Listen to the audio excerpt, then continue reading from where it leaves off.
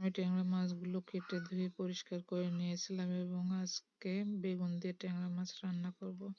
দেখতেই পাচ্ছেন আমি মাছের সব মশলা দিয়ে রেখেছি। আদা, রসুন, জিরা বাটা, ধনিয়া গুঁড়া, হলুদ গুঁড়া, মরিচের গুঁড়া পরিমাণ মতো দিয়ে নিয়েছি এবং লবণ আপনাদের স্বাদ অনুসারে দিয়ে নেবেন। আমি কড়াইটা গরম হলে তাতে তেল দিয়ে পেঁয়াজ মরিচ কুচি দিয়ে দিলাম।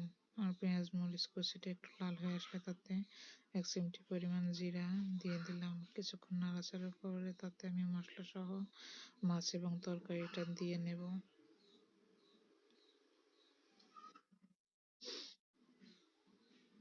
সামান্য পরিমাণ পানি দিয়ে নিচ্ছি যাতে মশলাটা পুড়ে না যায়, যার কারণে এবার নাড়াচাড়া করে ঢাকা দিলাম। 10-15 মিনিট পরে ঢাকাটা তুলে আবার একটু নাড়াচাড়া করে দিয়ে তাতে পরিমাণ মতো পানি দিয়ে নেব।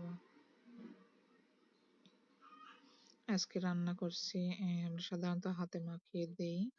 আজকে হাতে না মাখিয়ে চুলার উপরেই সব কিছু হালকাভাবে কষিয়ে পানি দিয়ে দিলাম। হাতে মাখানোর মতোই দেখতে পাচ্ছেন আমার তরকারিটা হয়ে এসেছে। পরিমাণ মতো ঝোল রেখে এবার তা নামিয়ে নেব পরিবেশনের জন্য।